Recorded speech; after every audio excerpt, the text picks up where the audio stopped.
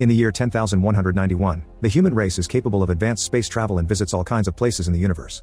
Each planet is a different nation with houses ruled by dukes, but they're all part of the same empire. One of these planets is Arrakis, which has a surface made of a very harsh desert and contains the only source of spice, a rare and valuable substance that extends human vitality and is needed for interstellar travel. Because of this, Arrakis is considered the most valuable planet regardless of the desert, and all the noble houses wish to rule it. Spice harvesters that the locals call outsiders come to Arrakis to ravage the land during the night to avoid the heat of the day. These outsiders have treated the local people cruelly as they've colonized the planet for its supply of spice.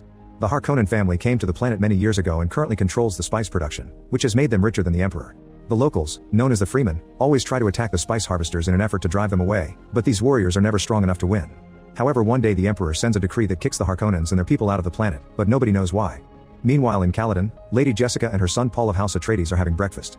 Jessica wants her son to practice a power known as Bene Gesserit and tells him to use the voice, which should allow him to mind control people.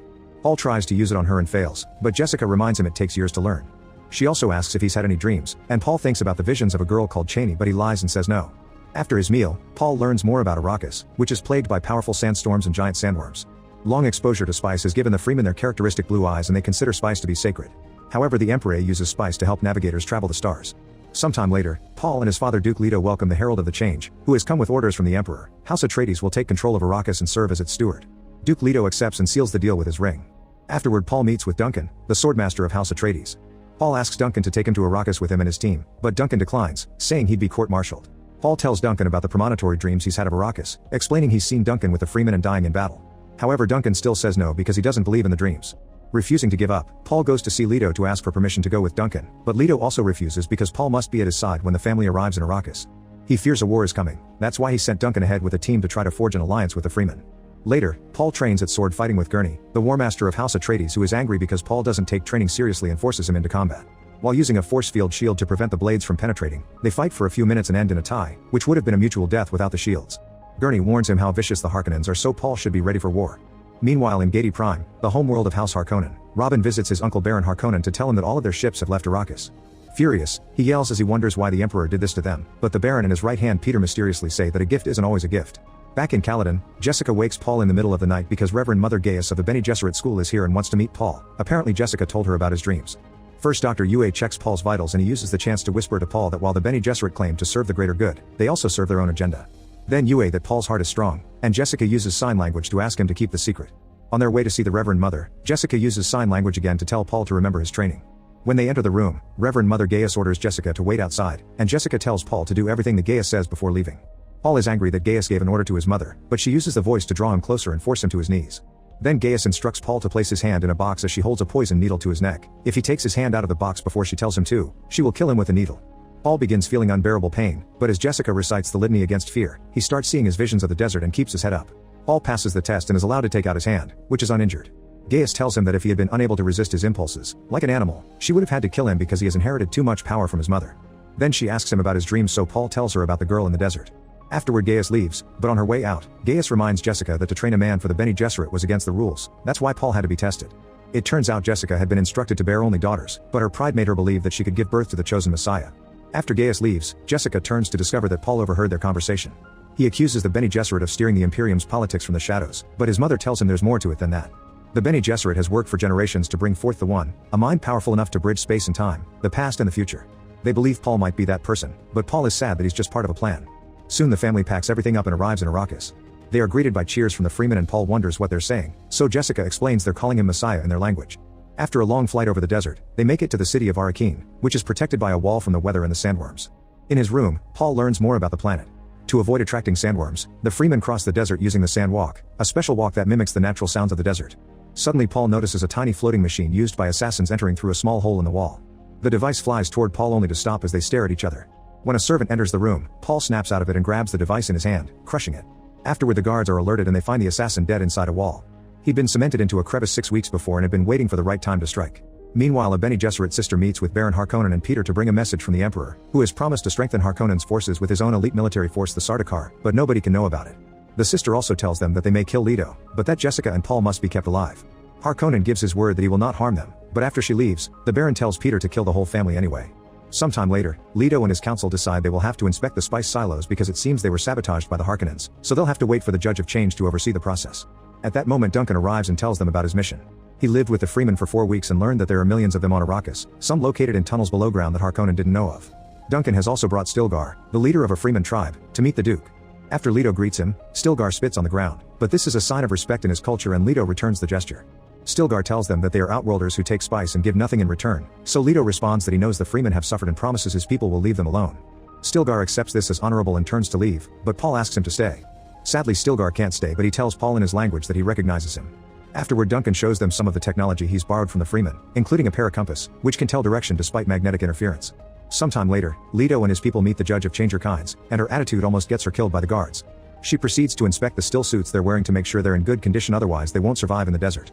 Suddenly Kynes notices the way Paul is wearing his boots in a non-standard fashion and asks who taught him to do it, but he says it just felt like the right way. Then Kynes takes them to see the harvesting fields aboard 3 aircraft. A harvesting crawler is harvesting spice from the surface while a spotter is on the lookout for sand waves that indicate worm activity. The worms travel deep, but they're attracted by noise and vibration. They can't use shields because those attract worms too. At that moment, Leto spots a sand wave and Kynes calls for a carryall to retrieve the crawler. The carryall arrives and lands on the crawler, but a malfunction causes the carryall to fail at picking up the crawler. This means the crawler's crew is in danger, so Leto decides that they will use the 3 aircraft to save them. As soon as the aircraft land near the crawler, Leto orders his men to throw out the shield generators to make room, then he calls out over the radio for the men to leave the crawler and come aboard. The carryall flies away as the worm comes closer, and the crew is guided by Paul toward the aircraft. However, he suddenly freezes when he falls into a trance. Leto is about to take off when they realize Paul isn't on board, and the worm is almost there. Now Paul falls to his knees and hears weird words in his mind before he starts whispering to himself. Luckily, he's pulled from his daze by Gurney, and together they begin running only to be knocked down as the worm starts to break the surface, causing the sand to sink in. The duo quickly regains their feet and makes it to the aircraft, which flies away as they watch how the sandworm swallows the crawler whole. Back at the base, Leto tells Kynes that she must realize that the Harkonnens left them faulty equipment to ensure that they fail, but she says the carryall was merely old. Afterward, Paul is examined by Yue, who says that Paul seems to be sensitive to spice, but he'll be fine. After Yue leaves, Paul tells Jessica that he didn't have an allergic reaction, he actually had a vision. He describes what he saw about the desert, the war, and even kissing Chaney, saying that it was confusing because he saw what he thought was his death but wasn't. He also says that he knows that Jessica is pregnant, which shocks her because she just learned about it. Meanwhile, on the planet Seleucus Secundus, the Sardaukar army is getting ready to depart under Peter's observant eye. In the evening, Yue visits Paul and leaves him something to drink, which secretly has a sedative. Moments later, some guards hear a noise and a mysterious person suddenly shoots them all before entering a room and lowering the base's shields. Leto wakes up and realizes something is wrong, so he leaves his room to investigate. When he finds a body, he tries calling security but gets no response. After activating his shield, he turns the body around and finds a servant with a dagger in her chest. At that moment, a poison dart comes out of the darkness, penetrating Leto's shield and knocking him unconscious. The mysterious figure person comes out then and reveals it's Yue. Soon Gurney is also awakened and learns that the shields are down. He rushes outside to find a large enemy ship hovering in the sky, and he orders his forces to get their own ships off the ground. Explosions begin going off all over the place as the enemy forces bomb the base while anti-aircraft weapons return fire. Enemy transport ships land and disembark soldiers, so Gurney and his men rush to fight them hand to hand. At the main steps, a group of Atreides men is keeping the invaders at bay, but suddenly they're surrounded and annihilated by Sardaukar. Back to Leto, he wakes up but can't move. Yue explains that he's made a deal with the Baron to turn Leto over because the Harkonnens have his wife hostage. After getting Leto's ring for Paul, Yue implants a false tooth in Leto's mouth. If Leto bites down on it, it'll fill the air with poison gas that will kill him, so Leto must choose the right time to kill Baron Harkonnen too. While Robin gathers all the Atreides prisoners to kill them, Duncan sneaks around and kills a bunch of enemies before checking the noble family's rooms, only to find them empty. He immediately runs outside and kills any enemy on his way until he manages to escape in an aircraft. Meanwhile, it's revealed Paul and Jessica have been kidnapped and are being taken away in an aircraft. The Harkonnen men discuss getting naughty with Jessica, and when Paul warns them not to touch his mother, they just smack him. Ignoring his mother's signed warnings, Paul tries using the voice on the men, but it doesn't work. The soldiers decide they're far enough into the desert so they'll throw Paul out, and a desperate Jessica signs to Paul to use the right pitch. Concentrating, Paul uses the voice again and this time it works. The soldier removes Jessica's gag, allowing her to use the voice to make him kill all the other soldiers and release her, then she kills him too and frees her son. Soon the aircraft lands in the desert, but the enemy manages to cripple it remotely, so Paul and Jessica can only watch how the city burns in the distance. Then they find a survival kit with a note from Yue saying this kit has an Atreides beacon. Paul also finds his father's ring in a tent. Sometime later, Leto wakes up in the presence of Baron Harkonnen. Yue also arrives and asks for his wife to be freed, but the Baron floats over and kills Yue instead. Then Harkonnen tells Leto that his family is dead and that his house has fallen, causing Leto to start whispering. The Baron activates his shield and leans in to hear him better, and Leto bites down on the false tooth to release the poison gas. Several guards die while a few run out and shut the door. Afterward, men in protective suits enter the room and discover the Baron is alive on the ceiling. Back to Duncan, he lands his aircraft and finds Kynes and yells at her for not warning them, but Kynes says she's a judge and must stay neutral. However, Duncan points out that House Atreides was sent to Arrakis to die, so there's no neutrality here. Out in the desert, Paul and Jessica hide in the tent while the Atreides beacon sounds regularly. Paul accidentally absorbs some spice and has another vision of Chaney, who shows him a great battle in which Paul is fighting in a full suit and has blue eyes. Suddenly he becomes agitated as he tells Jessica that he sees a holy war spreading across the universe, fought under the Atreides banner. When Jessica tries to calm him down, he reacts angrily, telling her that the Bene Gesserit made him a freak. She tries again and manages to hug him as he says he knows his father is dead. Suddenly the beacon alerts them of something upcoming, so the duo leaves the tent, which has been covered in sand. At first they think a mouse caused the alarm, but at that moment an aircraft lands with Duncan and Kynes, and Duncan kneels for Paul as he calls him Duke. Eventually they arrive at an old ecological testing station where they can hide from the incoming storm. Paul tells Kynes that the great houses fear precisely what just happened to the Atreides, and only together they stand a chance against the Empire. When he mentions that the Freemen believe in the Messiah, Kynes says this is just superstition, but Paul begins mentioning things about her he shouldn't know and says that he's seen her dream. He also says that as Emperor he could make Arrakis into a paradise. At that moment the enemy finds the station and a battle starts between them and the Freeman guards. Duncan hears the noise and opens the door to find the battle in the hall, so he salutes Paul before going out to join the battle, locking the door behind him. Duncan fights with amazing skill and brings down a few men, but sadly he's outnumbered and eventually falls. Meanwhile Kynes makes Paul and Jessica follow her through a back door. The enemy soldiers fire through the locked door, so the trio has to dodge the attack as they run. Suddenly Duncan reveals he's alive and attacks the soldiers, giving his friends a chance to escape before he dies for good. Once outside, Kynes tells Paul and Jessica to escape in the aircraft, giving Paul advice on how to fly through the storm and find the Freeman. Sadly there's no room for her to come too. As the duo flies away, Kynes plants a thumper that sends vibrations to attract a sandworm that she intends to ride. Unfortunately she's found and killed by Sardaukar soldiers, but before she dies, she bangs on the ground. The sandworm soon arrives and swallows them. Meanwhile the enemy chases after Paul and Jessica and shoots missiles at them, but Paul flies into the sandstorm and the missiles can't track them anymore. However the storm starts damaging the aircraft, so Jessica recites the litany against fear and Paul has a vision telling him to let go. Paul releases the controls and lets the storm guide the aircraft, but when they make it out, the wings fall off and they make a crash landing. Thankfully they survive, and after putting on the still suits, they begin wandering to find the Freeman. When they stop to rest, Paul has another vision of Chani, who tells him to face his fears. He also sees another Freeman in the vision who tells him that he has much to learn. Using Duncan's paracompass, Paul and Jessica keep on going, and Paul teaches Jessica the sand walk to avoid attracting worms. Moments later, they accidentally step on drum sand which makes a noise and gets the attention of a worm. The duo runs away as the creature chases after them, but suddenly, someone activates a thumper that attracts the sandworm's attention away from them. They climb on some nearby rocks for safety and discover they're surrounded by Freemen, who set up the thumper.